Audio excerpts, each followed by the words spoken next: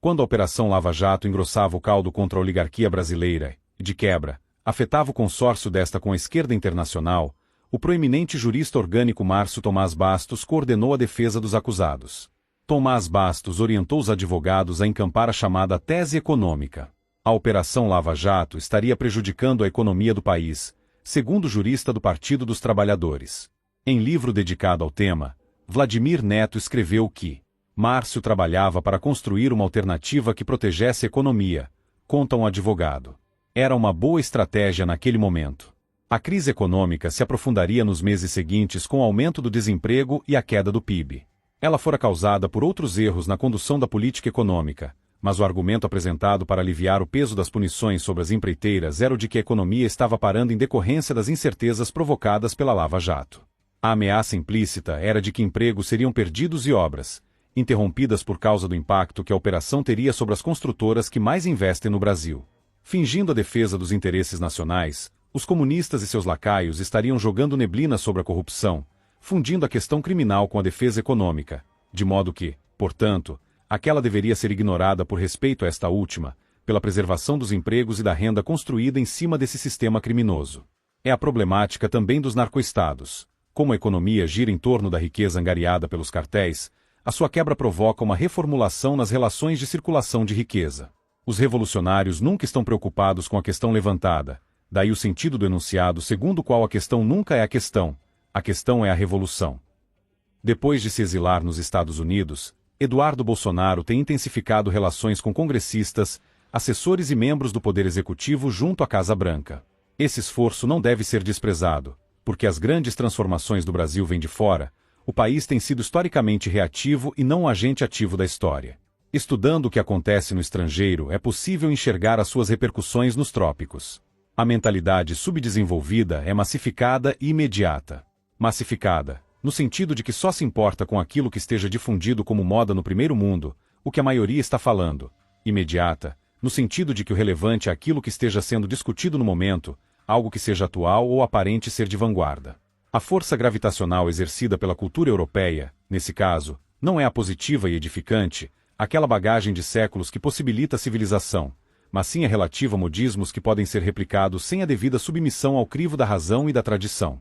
Em Soldados da Pátria, Frank M. C. Kahn transmite as impressões de um adido norte-americano que veio para o Brasil, tendo observado que nenhum brasileiro consegue sustentar sozinho uma posição, por mais convencido de estar com a razão. Em matéria de opinião, ele tem de fazer como a maioria. Um brasileiro, continuou o adido, não defenderia uma causa impopular, e o ridículo transtorna completamente. Em suma, para que o homem-massa, na definição de Ortega Y. Gasset, considere algo como fato, é necessário que conste nos jornais de massa. Ele necessita que saia na Globo e demais veículos de mídia mainstream, pois com isso é possível confirmar se deve ou não acreditar no acontecimento. Dito de outro modo, só saberá de algo depois que todos já estiverem sabendo. Ele é uma espécie de corno informacional. Houve uma costura de relações com os Estados Unidos durante 2019 e 2020, que se provou sólida com o tempo. Donald Trump tem demonstrado que as suas relações com os demais líderes são travadas a nível pessoal, como se tratasse de antigas monarquias ou impérios, em que chefes de Estado são homens de carne e osso com histórico familiar dinástico e não políticos com mandato e que se esvanecerão em poucos anos. Quando perguntado por qual razão Putin cumpriria os acordos feitos, Trump respondeu porque ele me respeita, como se essas relações pessoais ditassem os rumos dos interesses estratégicos da nomenclatura russa e algum tratado pudesse ser feito no fio do bigode com ela. Trump é personalista, vingativo e, segundo alguns, narcisista.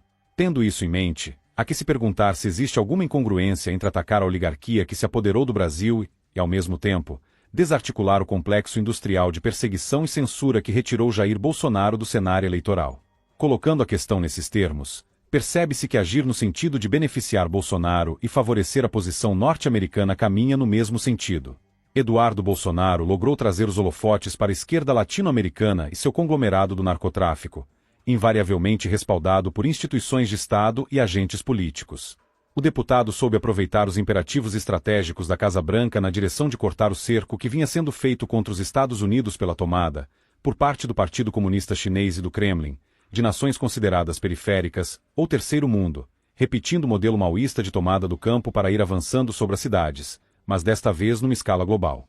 A mídia segue tratando do tema com fetichismo econômico, como se a economia fosse o cerne, ao invés de questões políticas e de segurança nacional não só dos Estados Unidos como do Brasil.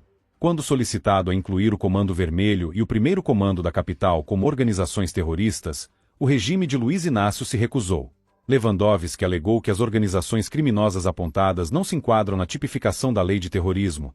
Ao que parece, a criatividade vale apenas para perseguir opositores políticos. Quando confrontado para incluir narcotraficantes, aí a lei se torna rígida, taxativa e sua interpretação deve ser aferida objetivamente de acordo com os termos em que foi escrita. O regime Lula sequer se prontificou a enviar ao parlamento uma alteração legislativa para incluir as facções no enquadramento de terrorismo, se de fato considera inadequada sua inclusão no tipo penal que existe atualmente. Donald Trump elevou o prêmio da cabeça de Nicolás Maduro para $50 milhões, permitindo operações militares contra o regime socialista da Venezuela.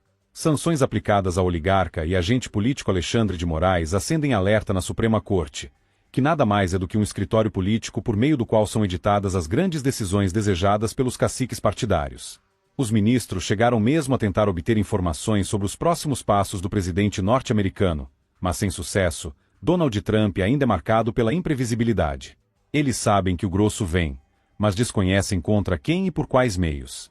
No entanto, a esposa do oligarca parece estar na mesma rota dele, pois mantém escritório de advocacia, junto com seu filho, com forte atuação nacional no consultivo e no contencioso e junto aos tribunais superiores, segundo consta no próprio site.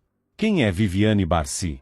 Segundo a jornalista Karina Michelin, Viviane, sócia do escritório Barci de Moraes Sociedade de Advogados, é suspeita de ter se beneficiado diretamente de decisões tomadas por seu próprio marido no Supremo Tribunal Federal, em um possível caso de conflito de interesses com repercussões internacionais. As autoridades americanas investigam o fluxo de contratos e lucros milionários firmados após decisões judiciais polêmicas proferidas por Moraes. Segundo fontes ligadas ao governo Trump, o escritório da advogada teria crescido de forma suspeita em áreas diretamente relacionadas a decisões do STF, o que levanta a possibilidade de tráfico de influência e favorecimento empresarial com base em decisões togadas. A medida se soma a sanções já aplicadas a Alexandre de Moraes e outros ministros do STF, acusados pelo senador Marco Rubio de liderar uma caça às bruxas judicial contra Jair Bolsonaro e de praticar censura transnacional com impacto inclusive sobre cidadãos americanos. A inclusão de familiares nas sanções sinaliza um endurecimento da política externa americana. A impunidade togada brasileira começa a ter consequências no cenário internacional. Viviane Barci pode ser apenas o primeiro nome de uma lista que incluiria também as esposas de Gilmar Mendes, Cristiano Zanin e Dias Toffoli. E o que torna o caso ainda mais perturbador é o próprio passado de Viviane Barci. Ela tem em seu histórico a acusação de ter aplicado um golpe contra sua própria família, envolvendo disputas patrimoniais e decisões judiciais controversas, que agora voltam à tona com ainda mais peso, diante da proximidade com o ministro mais poderoso do Brasil. A mulher que teria se beneficiado das decisões do marido no topo do judiciário já foi acusada de manipular processos em benefício próprio. Se fez isso com seus familiares, o que não faria com o país? Quem lucra com a injustiça e a tirania não passará despercebido, nem mesmo se estiver de mãos dadas com o rei absolutista do STF. Em 8 de agosto, noticiou-se que Eduardo Bolsonaro e Paulo Figueiredo foram convocados para 2 audiências na Casa Branca nas próximas quarta e quinta-feira, com o objetivo de municiar as autoridades americanas sobre a situação política do Brasil e embasar as ações a serem tomadas contra a quadrilha internacional do Foro de São Paulo e seus aliados. As críticas eventualmente feitas ao governo Trump no fronte do leste europeu convivem perfeitamente com os elogios tecidos com base na atuação do governo americano em se tratando de América Latina. É perfeitamente possível que o presidente Trump erre em alguns pontos, mas acerte em outros.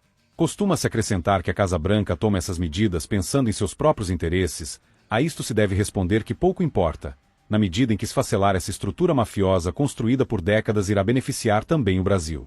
As críticas feitas pelo entourage militar do governo anterior a Eduardo Bolsonaro perderam força. Apesar de ainda se relacionar com figuras duvidosas, o impacto dessas conexões é ofuscado pela relevância de sua atuação atual. Observadores esperam que ele avance para um estágio superior de amadurecimento e perspicácia política. O estamento brasileiro segue à risca o princípio da inércia e de tempos em tempos algumas forças extraordinárias precisam servir de impulso para que ele se mexa ou se modifique. Are you a vindictive person? Yes. Yes, I am. If somebody goes out to hurt me or somebody that I love, I am very vindictive, yes. What do you do? Well, I do whatever I can. Revenge. Absolutely. I believe in revenge, an eye for an eye. I believe in death penalties. I believe in, revenge. Revenge is a great thing because when somebody does something to you, I really believe strongly in revenge. And have you done it? Well, I mean, my whole life is based on On fighting. revenge. No, it's based on fighting people that fight me and fighting them strongly and winning.